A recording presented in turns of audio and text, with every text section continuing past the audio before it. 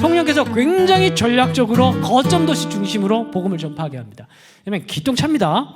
그래서 당시 로마 제국에는 주요 도시들이 몇 개가 있었는데 당연히 첫 번째는 로마겠죠. 로마 같은 경우에는 여러분 이제 보시겠지만은 이 거미줄 같은 도로들이 쫙 깔려 있었고, 그리고 이 도로를 통해서 여러분 티베리우스라는 황제가 있었어요. 티베리우스가 애가 휴양지에 가가지고 거기서 지금 혼자 이제 먹고 살면서 편지를 통해서 통치를 합니다. 무슨 말이냐면 그만큼 우편 시설이 매우 발달했던 곳이 어디다? 로마. 그 사실은 로마 때 세워진 법체계, 우편, 이런 어떤 체계들이 오늘날 서구 사회의 토대를 놓았다고 해요. 그러니까 로마를 가리켜서 뭐라고 얘기하냐면 마더보드라고 합니다. 그 정도로 로마는 기본 중에 기본을 놓은 그런 나라이고 도시이고, 그리고 이제 이 로마가 이 세계 전체 인프라를 다 구축을 했다면 이 인프라 안에 소프트웨어는 누가 깔았냐? 알렉산더가 소프트웨어를 깔았어요. 그 소프트웨어의 언어는 영어도 아니야, 일본어도 아니고 독일어도 아니야. 뭐예요? 그리스어, 헬라어. 그래서 외국어가 자기 민족 언어를 쓰지만은 국제적으로 뭔가 하려고 그러면 전부 다 헬라어를 써야 했던 시대가 로마 시대였습니다. 그러니까 그리고 또 70인경에 오래전에 번역이 돼가지고 곳곳에 이방인들의 경건한 이방인들이 나타나기 시작했어요. 루디아 같은 그런 여인들. 그러면서 이 양반들은 회당에 가가지고 막 복음을 들으면서 뭔가 여호와 하나님에 대한 그런 것들을 막 소망하고 있지만은 유대인들이 너는 그래 말씀은 듣고 헌금은 내지만 저 뒤에 앉아 있어. 넌 구원은 못 받아. 이렇게 얘기하는 분위기 속에서 계속 경건한 이방인들이 많아지던 그런 시기였습니다. 이런 시기에 복음이 딱 들어가니까 어떻게 된 거예요? 예? 이 도로를 타고 다니면서 사도들이, 예수님의 제자들이 도로를 타고 다니면서 막 복음을 전파하고, 문제 생기면 편지 보내서 문제 해결하고, 그리고 만약에 이때 당시 언어가 통일이 안 돼 있었다면 얼마나 늦게 복음이 전파됐을까요? 그죠? 다 방언받아야 복음을 전파할 수 있었던 거예요. 근데 방언 안 받아도 헬라어 때문에 통일돼 다 저는 복음을 전파할 수 있는 거예요. 그래서 하나님께서 일부러 세팅을 다 해놨어요. 싹 다 해놓고 영적인 분위기도 만져놓고, 마치 곡식이 이거 가지고 언제 날 좀 추수해 주소 그러고 있었던 게 1세기 당시의 모습이라는 겁니다. 그러면서 성령께서 오순절 예수께서 이제 그때 당시 오셔가지고 하시고, 성령께서 이제 딱 임하셔가지고 이제 쫙 그렇게 하신 거예요. 자, 이제 그런데 여러 가지 도시 중에 이제 알렉산드리아가 있고, 이 알렉산드리아가 로마 시대 당시에 가장 크고 부유한 도시였습니다. 인구 50만. 감이 안 오시나 봐요. 인구 50만. 수원 인구가 100만입니다. 그리고 김포가 50만이 좀 안 된가 그럴 거예요. 오늘날 우리 이제 인구 밀도가 엄청 높잖아요. 이래도 감이 안 오긴 하네요. 그죠?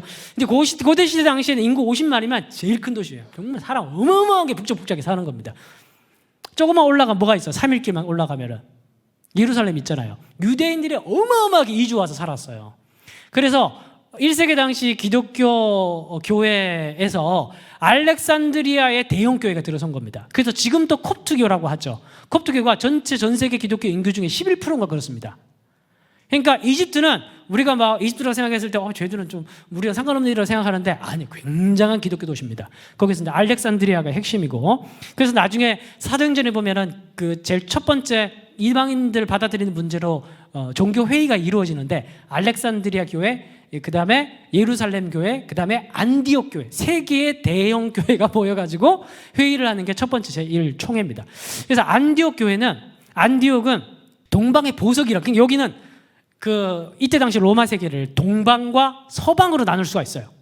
오리엔트 쪽이랑 그 다음에 로마를 중심으로 한 서구 세계로 나눌 수가 있는데, 이쪽 동방 세계를 컨트롤할 수 있는 컨트롤 타워가 안디옥이 있었습니다.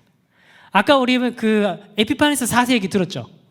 남방왕, 북방왕 할 때 북방왕의 수도가 안디옥이에요. 이때 재건했습니다. 그리고 남방왕의 수도가 알렉산드리아고, 그러니까 왜 거대 도시인 줄 알겠죠?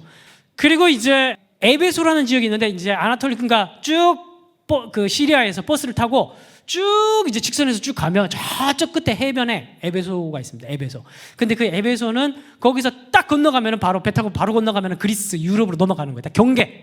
경계고 여기는 뭐가 발달했냐면 문화 종교가 발달을 했었습니다. 그래서 역사책에 의하면 클레오파트라가 심심하면 안토니우스 꼬셔가지고 에베소 가서 쇼핑을 했다 그래요.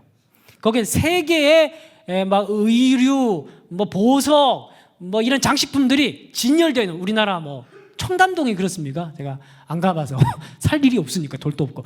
그래서 청담동 막 이런 그 패션 도시가 그 에베소였다는 겁니다. 그리고 이제 그 뭡니까 여신 이름이 뭡니까? 아르테미스 신전이 있었고, 이 로마 사람들은 여신을 대개수 많이 숭배를 했거든요. 최대의 여신 숭배지가 있었고, 그러다 보니까 에베소는 인구도 많이 살았고 굉장히 발달한 헬레니즘의 발달한 또 문화, 종교 이런 것들이 아주 이제 고도화되어 있었던 그런 도시였습니다.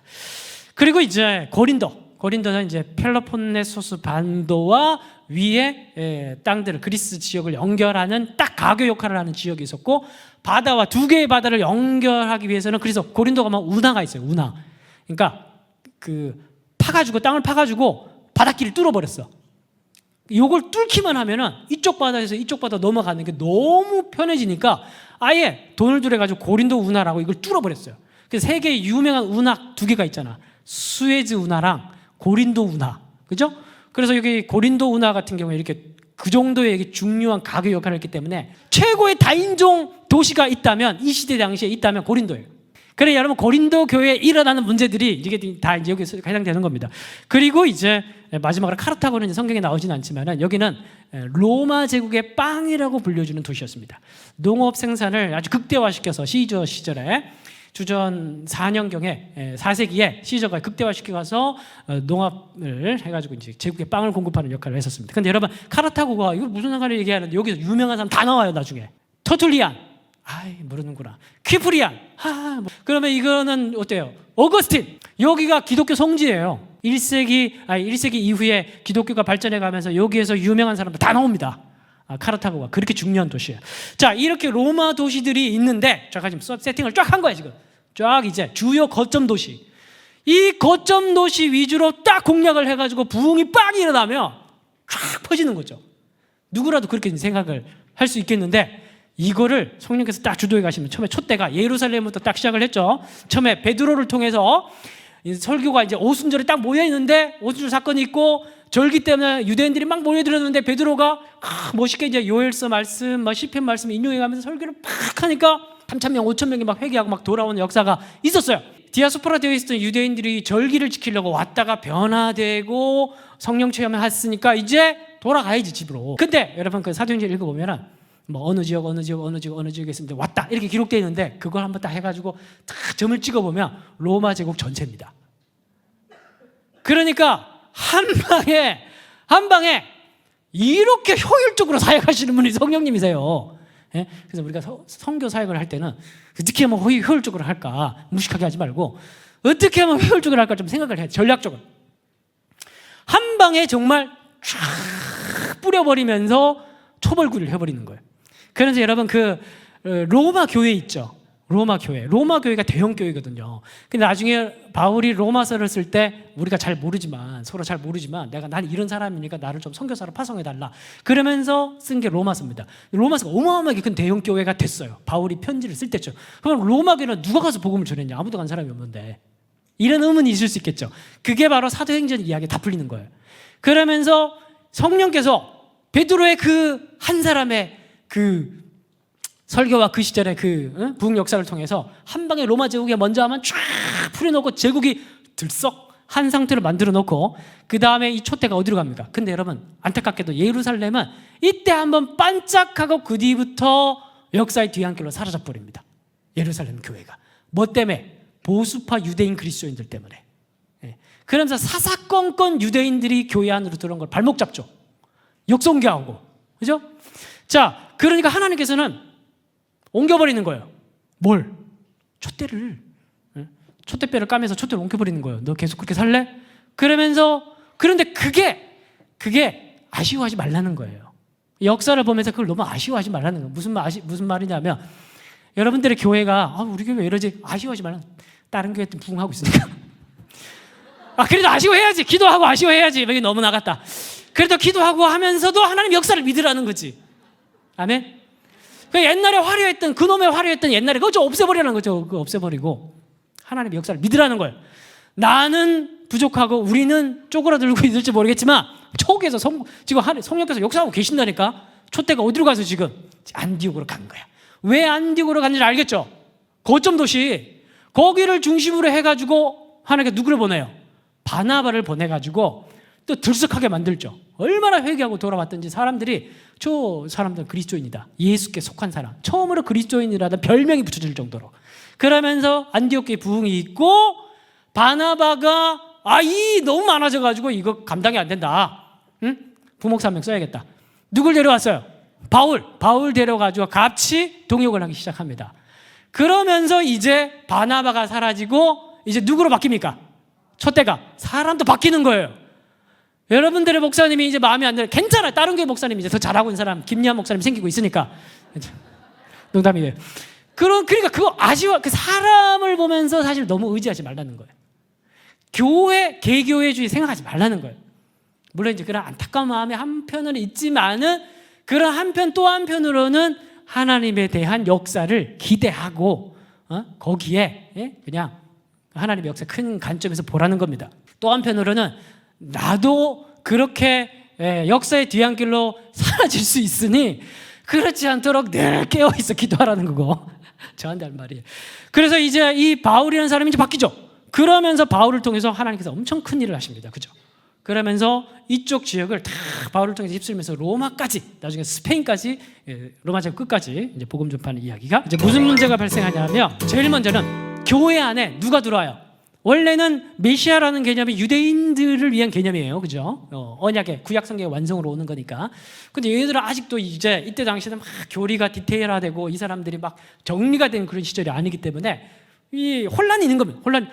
얘들 딱 자기네들이 이제 뭐 이미 유대인들 할례를 받은 상태일 거 아니에요. 다 할례를 받은 상태고 그리고 예수를 믿었는데 막 구약의 완성자니까 구약을 버릴 필요가 구약의 내용이나 지금 지키고 있는 것들이 유대인으로서 했던 관습들을 일부러 버릴 필요가 있다 없다? 없는 거예요. 일부러 안식일을 안 지켜야지. 그렇게 할 필요가 없는 거예요. 그냥 걔네를 그대로 위에 있는 성취적 개념으로 예수를 받아들였으니까 괜찮은 건데 문제는 뭐냐면 이방인들이 이제 막 교회 안으로 밀려 들어오기 시작하는 겁니다. 그러면 이제 거기서 무슨 문제가 발생하냐? 유대인들의 입장에서 봤을 때 관습의 문제를 어떻게 해결할 것이냐. 근데 걔들이 봤을 때는 관습이 진리와 막 섞여가지고 분리가 안 되는 거거든. 이해가 됩니까? 이게 이제 얘들이 들어와가지고 안식일을 지키도록 해야 되나? 아니면 얘들은 할례를 받아야 되는 거 아닌가? 이게 이제 계속 헷갈리는 거예요. 계속 헷갈리는 겁니다. 그러면서 이제 또 이방인 애들은 헬레니즘의 헬라 문화에 있다가 들어오다 보니까 되게 자유분방한 애들이야. 와가지고 막 이 꼴 사나운 꼴을 계속 보기가 너무 힘들거든. 그냥 거긴 이제 분열의 문제가 생긴 거예요. 그래서 초대교회 때 이방인과 유대인의 연합의 하나됨의 문제가 굉장히 중요한 화두였습니다. 오늘날 우리는 뭐 다 한민족이고 뭐 그런 관습적 문제라고 가지고 우리가 다툴 일은 없잖아요. 그죠?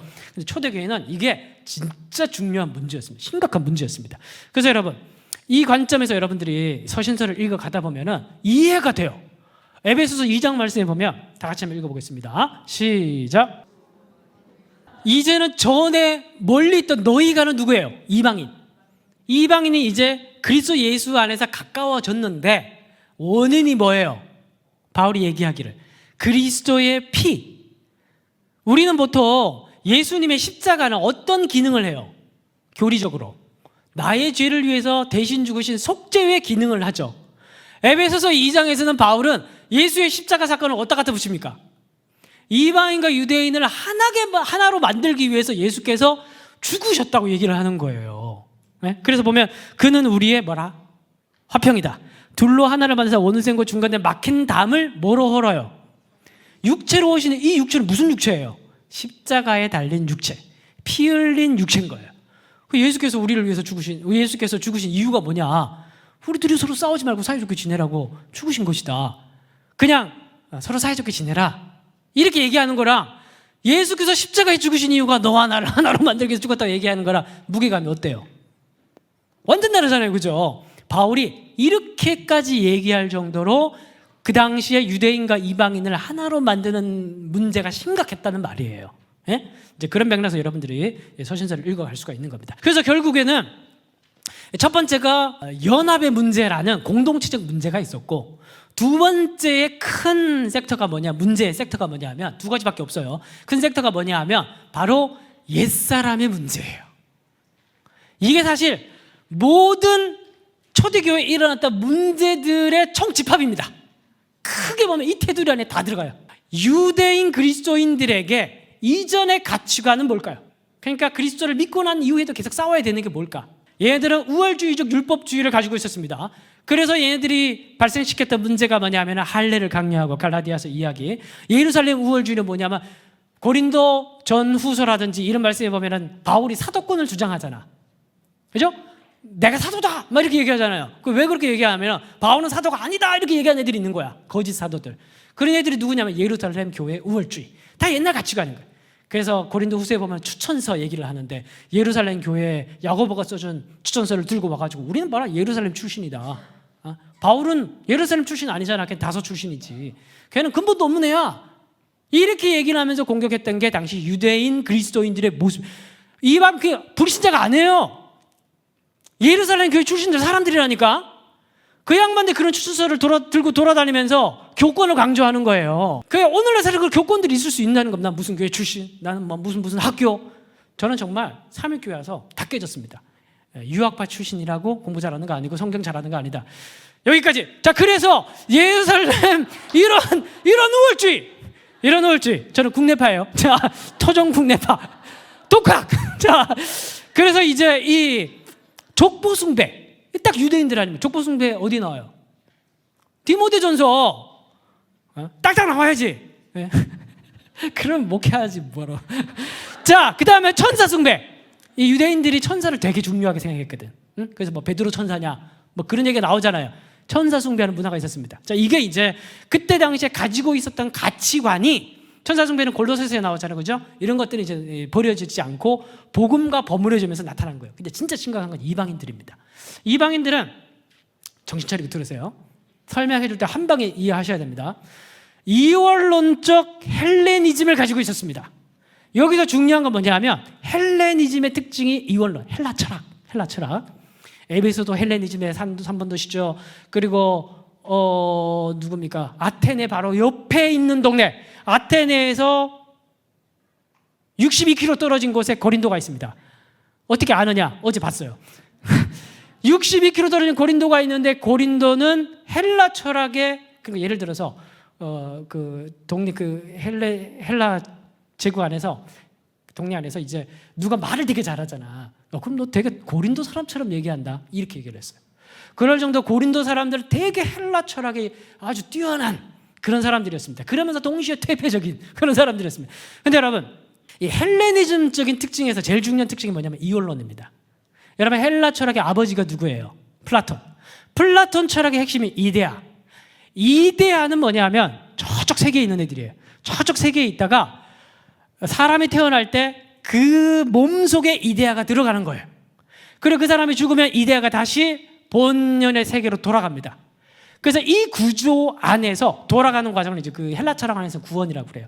이 안에서 중요한 건 뭐냐면 육신은 내일이면 늙고 없어지고 썩어지는 변할 수 있는 가변적 물질, 가변적 세계에 속한 것이기 때문에 악한 것, 나쁜 것, 부정적인 것으로 봐요. 근데 이데아 세계에 있는 것은 변하지 않는 영혼에 속해 있는 것이기 때문에 선한 것, 긍정적인 것이라고 봐요. 그리고 이 이데아 세계에서 긍정적인 것이라는 보이지 않는, 변하지 않는 긍정적인 무형적 세계, 이걸 긍정하는 헬레니즘적 토대에서 뭐가 나오냐 하면 서구 철학이 세워지는 거예요. 그래서 여러분, 데카르트가 뭐라고 얘기합니까?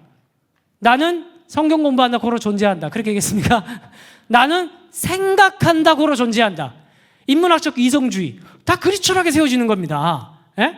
헤겔의 그 이성 이론, 이런 거 전부 다 그리스 철학의 이원론적 토대 위에 무형적 세계를 찬양하고 유형적 세계를 부정적으로 보는 시각들이 바로 이 이원론적 토대의 핵심이라는 겁니다. 그러면 몸을 악한 것, 나쁜 것, 물질 세계로 나쁜 것으로 보는 그 철학적 세계관 속에 복음이 혼합돼서 들어가면 어떤 문제가 발생할까요?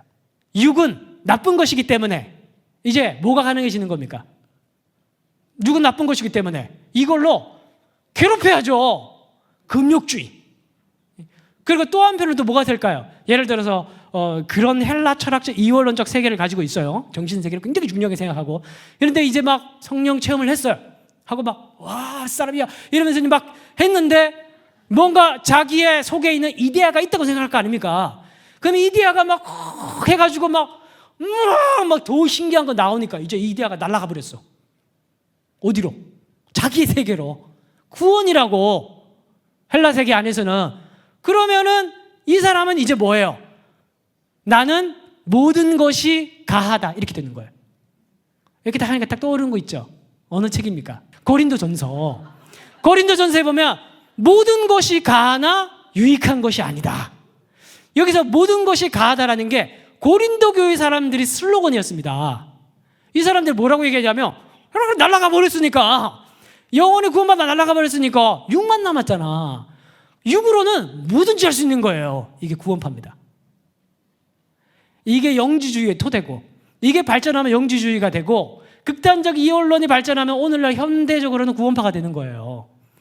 이 육으로는 뭐든지 가능하게 되는 거예요. 그래서 고린도전서 5장인가 6장에 보면 너희는 이방인도 행하지 않는 음행을 저지르는구나. 그러면서 너희들은 자랑하고 교만히 행하는구나. 그 짓을 하고 자랑한대요. 왜 자랑했을까요? 난 이것도 가능하다. 이해가 됩니까? 근데 그런 몰상식한 일들이 그 사람들이 막 이상한 악마 같은 사람에서 그런 게 아니라 뭘 바탕으로 하고 있는 겁니까? 신념, 가치관, 이전의 세계관, 그 안에서 복음을 받아들이면서 짬뽕이 된 혼합주의로 인해서 나타나게 된 잘못된 복음의 결과. 그러니까 여러분 복음을 이전 세계관과 가치관과 구분해서 정확하게 이제 이해하지 않고 버무려가지고 혼합주의로 잘못 이해해가지고 나타나게 된 그런 것들이 얼마나 무시무시한 결과로 나타나는지 서신서들을 보면 특히 고린도 교회를 보면 우리가 알 수가 있는 거예요. 또 한번 봅시다. 자기가 그렇게 해서 막 은사 이런 걸 통해서 막 이데아 이렇게 해서 막 이렇게 이걸 정신적 이런 현상들을 중요하게 생각하는 분위기가 교회 안에 형성됐다고 보세요. 그러면 그 다음부터 무슨 일이 일어날까요? 영적 우월주의가 생기는 겁니다. 방언을 더 세게 하는 사람 레벨 1, 방언을 2개 이상 하는 사람 스페셜 이런 식으로 해가지고, 그리고 그 다음에 통변 이런 것까지 하는 사람은 어쨌든 최고 이런 식으로 해서, 근데 이것도 못하고 저것도 못하고 말씀만 잘 전하는 바울은 아니야, 쟤는 그냥 설교만 잘하는 사람이야, 이렇게 되는 거예요. 영적 우월주의. 그러니까 유대인들은 그 유대주의적 관점에서의 혈통적 우월주의가 있었다면 이방인들에게는 영적 은사를 중심으로 한 우월주의가 생기는 거예요. 그러면서 난 아볼로파, 난 베드로파, 난 김야한파, 파벌이 생기는 겁니다. 그래서 그리스도의 몸이 어떻게 나눠졌느냐, 그러면서 얘기를 하는 게 고린도전서의 이제 1장 이야기라는 거예요. 그러면 이 문제를 어떻게 해결하냐?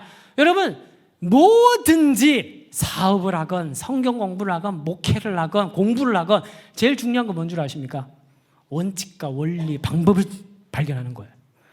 막 무작정 읽는 게 아니고, 사도들도 이 많은 서신, 바울 서신 13권이 있죠. 바울 서신 13권이거든요. 그분이 13권의 책마다 다른 원리를 적용했을까요? 아니겠죠.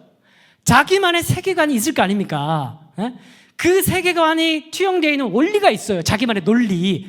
그걸로 모든 문제를 싹 다 해결하는 거예요. 그러면 바울, 베드로, 요한, 이런 야고보, 이런 양반들이 있죠. 그러면 이 양반들이 공통적으로 공유하고 있었던 초대교회의 중요한 절대적 가치가 있었을까요? 없었을까요? 있었겠죠. 그게 뭔지 파악하면 끝나는 거예요. 뭘까요? 기승전? 예수 그리스도. 근데 예수님의 이 질문에 답을 할 수 있어야 됩니다. 첫 번째, 죽으심, 부활하심. 끝나면 안 됩니다. 성령의 인도하심. 이 세 가지 안에 다 끝나는 거예요. 이 세 가지 위에 교회가 세워졌어요. 그렇죠. 죽으시고 부활하시고 성령이 오셔서 그의 마음을 감동시켜서 새 언약 백성으로 만드시고 교회가 설립이 된 거예요. 그러면은 모든 문제의 절대적인 핵심적 가치는 뭐냐면 그리스도의 죽으심과 부활하심과 성령의 역사예요. 잘 보세요. 이 여러분 키워드를 가지고 서신서를 읽어가 보십시오. 전부 다 이 얘기합니다. 이거 벗어난 이야기 있으면 가지고 와보세요. 없습니다. 왜냐하면 이게 교회 전통에서 가장 핵심적 진리이기 때문에 그렇습니다. 이 문제를, 이 키워드를 가지고 어떻게 사도들이 교회에 있었던 문제들을 해결하는지 한번 보실까요? 그래서 이 바울 같은 경우에는 정말 바울 서신들을 읽어보면 정말 똑똑한 사람이었잖아. 이 양반은 정말 예수님의 죽으심과 부활하심, 이 성령의 역사하심에 바울은 정말 몰입을 해서 생각을 했던 것 같아요. 되게 바울만의 굉장히 독창적인 이론이 나옵니다. 교리가 나옵니다. 그게 뭐냐 하면 그리스도와의 연합이에요. 갈라디아서 2장 20절을 다 같이 한번 읽어보겠습니다. 시작. 이게 바울의 정신의 핵심입니다.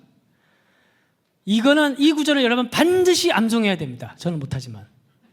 내가 그리스도와 함께 십자가에 못 박혔나니 그런 적이 이전은 내가 산 것이야. 여기까지 외웁니다.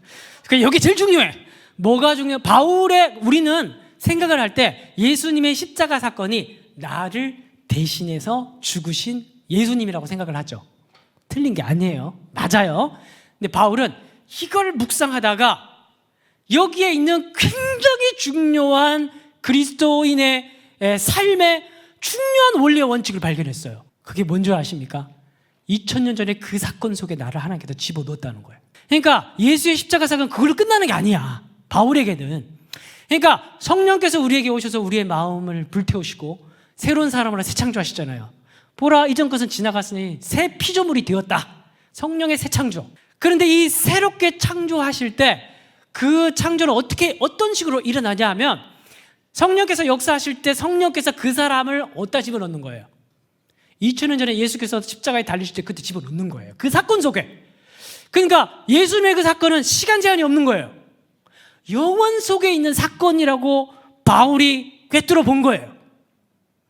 그래서 성령께서 우리에게 임하셔서 우리를 변화시킬 때 하시는 굉장히 중요한 첫 번째 역사가 뭐냐 하면은 2000년 전에 그 사건 속에 아직도 현재 진행적인 그 십자가 사건 속에 우리를 집어넣고 같이, 그래서 바울의 핵심 교리 중에 그리스도와 함께 연합됐기 때문에 그 사건 속에 나도 들어가서 성령께서 죽여버렸기 때문에 이전에 내가 있어요, 없어요?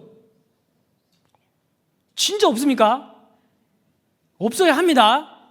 왜냐하면, 왜 죽어야 되냐 하면, 왜 그때 함께 죽어야 하냐 하면, 그래야 정죄함을 받지 못해요. 왜 정죄를 못해요? 없는데 어떻게 정죄를 해? 죽었는데. 그죠? 이게 로마서 7장입니다. 로마서 7장에 이 얘기를 하는 거예요. 아, 죽었는데 어떻게 정죄를 하냐? 죽었으면 정죄를 못한다. 이렇게 얘기하는 거예요. 언제 죽었어요? 그렇죠. 예수를 믿을 때 성령께서 집어넣고 같이 죽여버렸어요. 그러니까 이전의 나를 정죄하지 못합니다. 그리고 또 한 가지는 뭐냐 하면은 죽었기 때문에 나는 이제 한국 사람이에요, 아니에요? 그리스도 안에서 생각하면 나는 인종의 경계가 의미 있어요, 없어요? 없어요. 민족주의는 복음이 아닙니다. 굉장히 중요한 겁니다.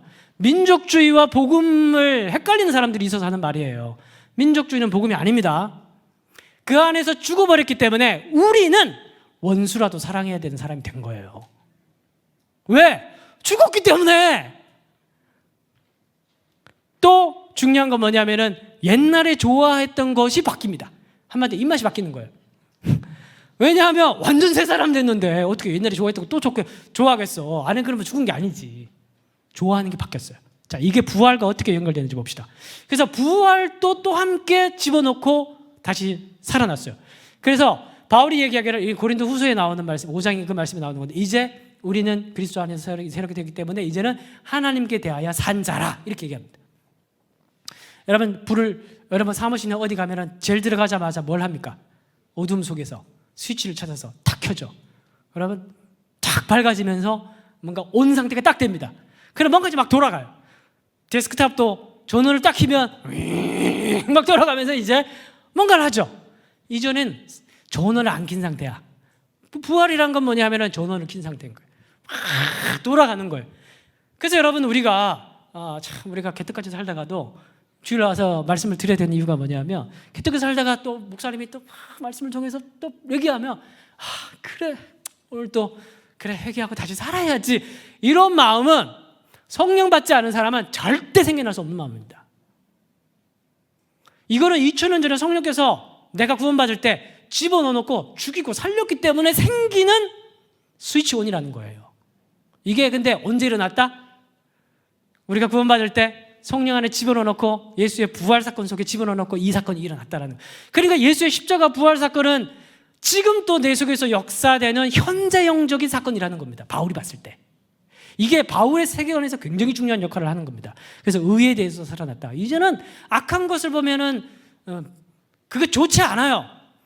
내가 그렇게 근데 옛날 습관 때문에 할 수도 있는데 근본적으로 내 영혼이 싫어해요. 무슨 말인지 이해가 하시죠? 이해가 되시죠? 싫어해요. 왜냐하면 다시 태어났기 때문에.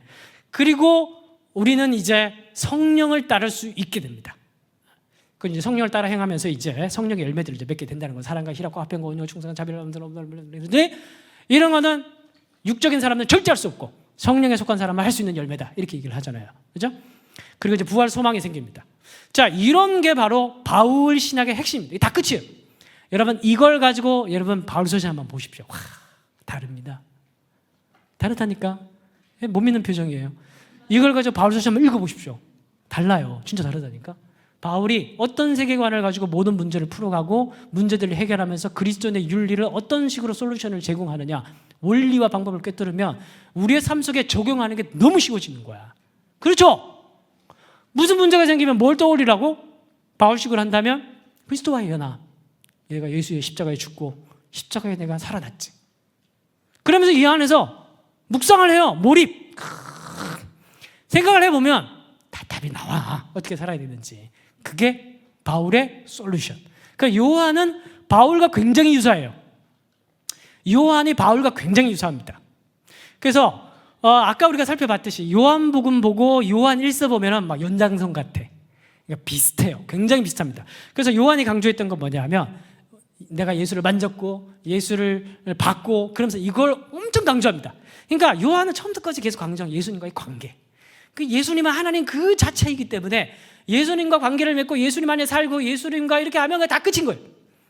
그러면서 이제 그의 안에 사는 거 굉장히 중요하게 생각하는데 이걸로 끝이 아니라 요한이 얘기하는 그리스도 윤리는 어디에서 출발하냐 하면 예수님과의 올바른 관계, 그리고 그 관계를 통해서 반드시 나오게 되는 결과는 뭐냐 하면은 사랑의 열매를 반드시 맺게 된다고 또 요한 서신에도 그렇게 얘기를 합니다. 요한 서신 사실 이게 전부 다예요. 사랑하라. 하나님은 사랑이시다. 왜 사랑했냐면 우리가 예수님을 만진 자 아니냐, 예수님 안에 거하는 자 아니냐. 논리가 아주 심플해요. 그래서 사실 요한복음을 읽으면은 오늘 이제 우리 한국교회 성도들이 좋아하는 메시지들과 교리들과 되게 밀접한 관련이 있습니다. 그런 것 같죠? 우리도 예수님과의 관계를 되게 강조하잖아요. 예수님 사랑하시죠? 막 이렇게만 하잖아요, 사실 이제. 그걸 통해서 뭘로 나가는 겁니까? 그리스도인의 삶으로 나가는 솔루션을 제공하는 거예요. 그게 요한식이 되는 겁니다. 그래서 오늘 우리가 생각하는 사고방식과 크게 또 다르지 않다라는 부분을 말씀드렸고, 마지막으로 베드로 같은 경우에는 베드로 전후서 하나 딱 두 권밖에 없는데, 베드로 전후서에서 베드로는 유대인이다 보니까 이제 말씀을 강조합니다. 근데 이 말씀을 통해서 썩지 않을 씨를 통해서 우리는 중생했다, 거듭났다, 다시 태어났다. 그래서 결국 태어났다는 건 뭐예요? 살아있는 존재는 계속 성장할 수밖에 없죠. 이 성장의 열매는 뭐냐면 거룩이다. 하나님이 거룩하니 너희도 거룩해라. 뭐 이러면서 이제 이 얘기를 가지고 와서 베드로가 쭉 설명을